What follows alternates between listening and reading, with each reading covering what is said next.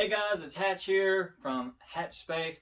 I'll explain why I changed my name at the end of the video, but today we're going to be taking a look at what I might believe is the best valued heritage boot. It's not specifically because of heritage or anything, but this is the Corcoran Jump boot in brown, and it's the historic jump boot. And the history behind this is the boot that the United States used for the paratroopers in World War II. And Corcoran is a company that produced this boot back then. So the original manufacturer, original lasts, everything, the whole 9 yards. This is literally a not a replica, but an exact copy of what they wore during World War II. And the price on this, you would probably expect a heritage boot like this with a real cap toe, real heel cap, the whole 9 yards, to be around $300 to $400 or more, speaking how much leather is here. Well, it's $200. I got these on Amazon for $199 2 years ago, and this was my very first ever pair of good quality boots, and that is recraftable, resolable, everything. So it is my opinion that this is probably the best bang for your buck when it comes to buying heritage style boots. They still make boots for paratroopers to this day, from my understanding. I looked on their website, and not only do they make this exact boot in brown, but they also make it in black. They also make a 8-inch version of the brown one and an 8-inch version of the black, but the 10-inch is what they used during World War II. So, you know, that's amazing that they still make boots to this day, and this exact same boot. Now, from my understanding, they also never stopped making the boot. But as far as the boot goes, what do you get for $200? Well, you get this beautiful brown leather. When it's brand new, it's a reddish brown, but over time, or if you oil it or whatever, it becomes this bit of a actual brown, like an actual uniform brown that you would imagine a brown boot to look like. But during when they're brand new, they're kind of like a bright, shiny, reddish brown. And that's another thing. The finish on these boots are shiny, they come out of the boots all shiny. Like, everything is shiny about this boot. I'm pretty sure even the tongue is. But as you can imagine, years of washing them off and working in them and doing whatever I have done in these boots, they have lost a bit of that shine. But in some places, you can still see that. Now, this cap toe, this is a real cap toe. This is a real piece of leather over top of this. And you might think, that's not the best value in the world. But when you compare it to the $199 price of the Thursday Captain boots, that kind of opens up your eyes a little bit more. Because the Thursday Captain boots, their cap toe isn't even a real cap toe. It's just they cut off the leather here and then stitch another piece on to look like a cap toe. This is a real cap toe. This heel here, that's a real extra piece of leather on top of this piece of leather. So, you're getting a real heel cap, a real toe cap, a leather midsole, a rubber, I think they call this the waffle pattern outsole, and it's held on by white stitches, beautiful white stitches that go all the way, I think it's a 270-degree Goodyear welt, but as you can see, this rubber only starts right here, and then the leather's here. And I've always liked the way that kind of sole looked, and it's just so classic whenever you see it on a boot like this. Now, this brown midsole, it was originally black, and in a lot of places you can still see that. But over time of kicking rocks or I've done everything in these. I've dug little ditches, little trenches. I have built buildings in these. I've done literally everything you can imagine in these boots. And I've never had any sort of trouble on it. I've never felt like they failed me. But the one issue that I did have is this loose grain right here. Now, that didn't happen until around 3 or 4 months into wearing these boots. I didn't notice that at all. But 3 or 4 months into the boots, that's when I started actually working on these, because I babied these the first few months that I got them. Like, I used conditioners that wouldn't damage the color, not damage, but you get what I'm saying, change the color. I shined them every single week, at least, most of the time every single day, shining them up to go to school, or I shined them whenever I went on dates. I'd shined them, I mean, literally for everything. I babied these boots and made sure they was in the best condition possible. But as far as quality control, my boots is the only boots I have seen that has had that loose grain issue. And aside from just cosmetic wear, like for instance, the eyelets here, those, there is no speed hook eyelets. They're all actual eyelets. A lot of people like that. A lot of people would dislike that.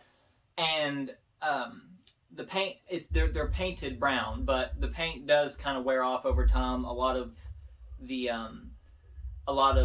eyelets have some little, you know, chips in the paint or whatever. But honestly, I think that really just adds character to the boots. And as far as patina goes, these haven't patinaed a whole lot, but you know, once again, I said that I babied them. I've really have protected the crap out of these boots. As far as, I mean, I put waxed polish on them, and the reason I stopped using conditioners and protectors that would preserve the color is because I was I had a bucket of oil or something like that, and I dropped it, and whenever I dropped it, it splashed on the boots. So there was just a huge portion of the boots that was just this, you know, dark brown that it turns after you condition it. And so what I done was, the next time I conditioned them, I used just regular mink oil. And that's what it turned this to. This is as dark as they get when you use mink oil. And the good thing about that is mink oil really does penetrate extremely deep into the leather. And they're still shinable afterwards. You know, they don't have no oily film on them or anything like that. Now the toes, they kind of look a little bit odd now. But when you first get them, they're going to be a bit more bulbous. And the reason they're not bulbous now is because when I was carrying a log, because we cut down a tree and we had these huge logs that we was carrying, and I dropped one on my toe. Now these aren't steel toes. Once again, you know, World War II, you know, I don't even think steel toes was really a thing back then. And that leather is rock solid still, even after that. And it dropped on the boots, and it misshaped them a little bit, but my toes didn't get squished at all. Like nothing bad happened. It protected me pretty well. So as far as a work boot goes, you know, a lot of people would probably want a better sole than this, but you know, get them resoled, and you can really, I mean, you could put these things to work. You know, they're not something that you gotta baby like I did. I just babied them because I loved the way they looked right out of the box, and I just wanted to keep them that way for as long as possible. But 2 years down the line, this is what they look like, and I'm very proud of them. I'm really, this was my very first pair of heritage style boots. Now, how do these compare to the Iron Rangers? I don't have the Iron Rangers with me, but I will do a Corcoran jump boot versus the Iron Rangers video, because I do think that would be a pretty cool matchup. Now, why do I have two different colored laces on here?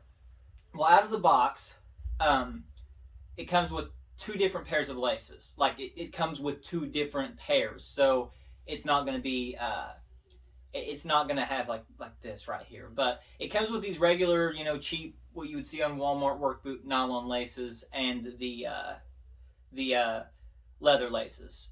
I'll go ahead and show you, or I'll go ahead and pause the video here and show you guys a picture of what they look like brand new, and then you guys can look at this and compare the two.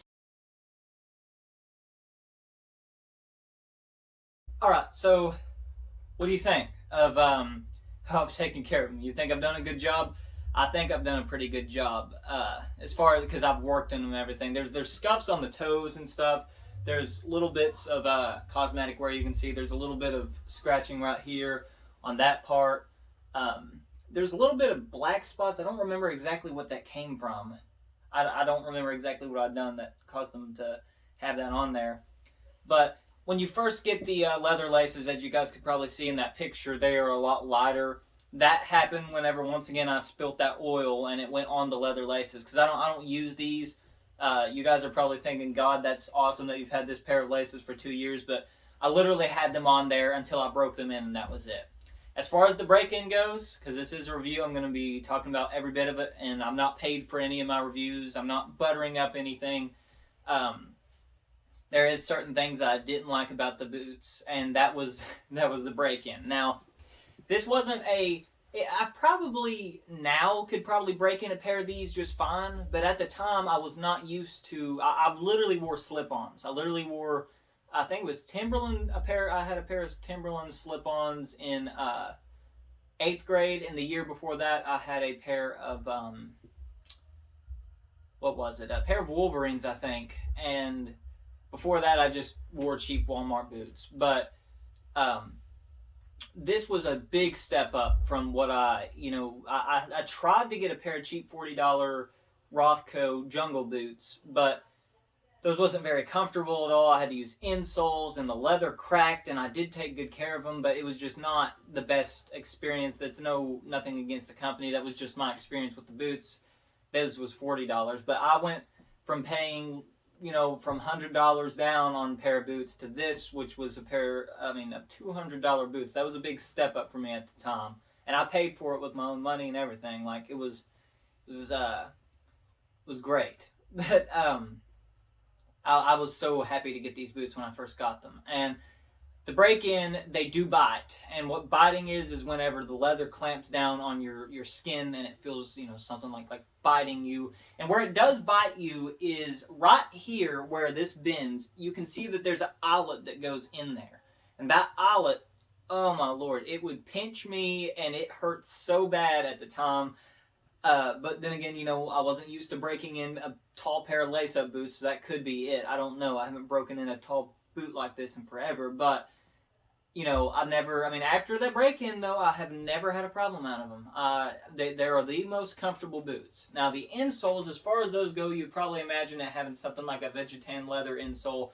And it has this leather midsole, which that does help, shape to your foot and everything. But it also has this kind of foamy material, like I think it's kind of like Poron, and it is 2 pieces like you would see on the inside of an Iron Ranger. I think I've showed you guys the inside of my Iron Rangers, but it has 2 pieces. There's the part for your the base of your heel and up, and then there's the part for your actual heel to set on, like you would see in a lot of heritage style boots, except instead of it being leather, it's a kind of a really comfortable foam. And that is that really helped whenever you was on your feet all day long. This is a pair of boots that you could probably, as far as the inside of it goes, be in them right off the bat all day long. And now, with me wearing them for 2.5 years, they've definitely broken in and shaped to my foot. And not to mention, these are the same heels. I don't feel like, I wore these all day, every day for literally around 2 years, besides this past few months that I've worn the Iron Rangers every day.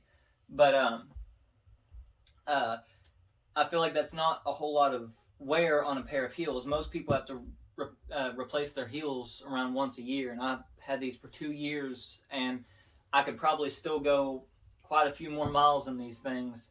And the soles, they haven't hardly, I would probably, it's probably around the time for me to go ahead and replace the heels and soles. But because there's these brass nails, that's what it's held on by. The stitches, there's glue, and then there's brass nails. And these brass nails, I have worn through the heads, the head of one right here.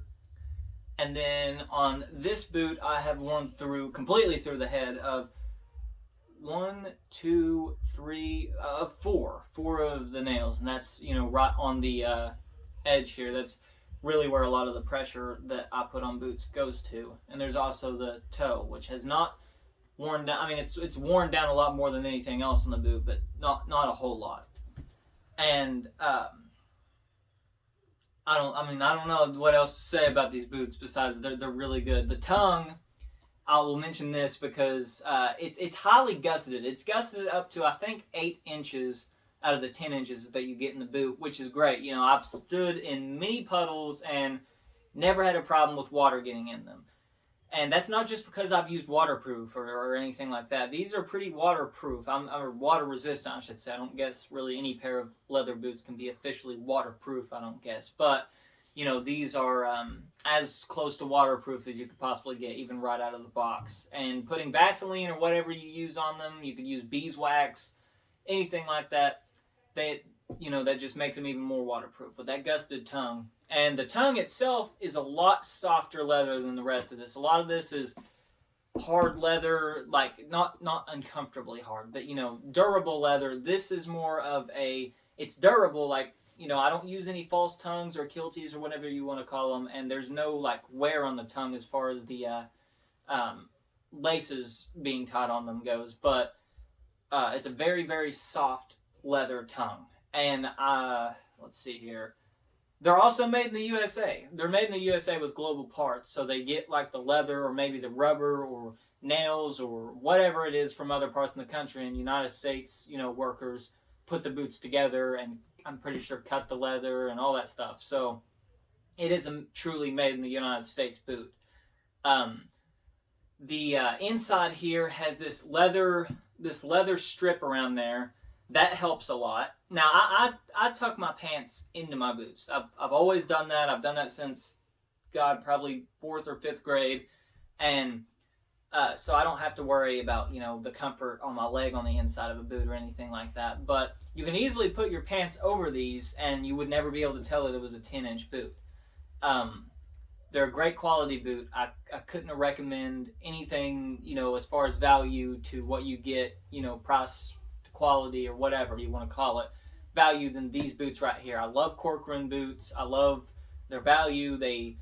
They're a very, I feel like, pro American company. When you look at things like Thursday boots, and this is nothing against Thursday boots, I'm just using them as a comparison because the same price versus what you do get. Now, a lot of people might think that Thursday boots is worth more because you get a 360-degree Goodyear well, and you've got more leather options and whatnot, but as far as an actual heritage boot goes, $200 to $200, this is 100% well worth it to me as far as when you compare them to stuff like that. And when you even compare them to the Iron Ranger, or the Wolverine 1000 mile. The Wolverine 1000 mile base model, you just get a leather sole, rubber heel, 6 inches of Chrome Excel leather. And on this, you get a cap toe, you get the name Corcoran. You get to tell, people that you have the exact same boot that your grandpa or your uncle or your great-grandpa or your great-uncle or whatever wore in World War II. And, the brand, the name, the heritage to it, I don't know. It's just, to me, there's nothing else like a pair of Corcoran historic 10-inch jump boots. But that was my 2-year review, and I will see you in the boot care videos to taking care of this boot. So, thank you guys for watching, and I'll see you in the next one.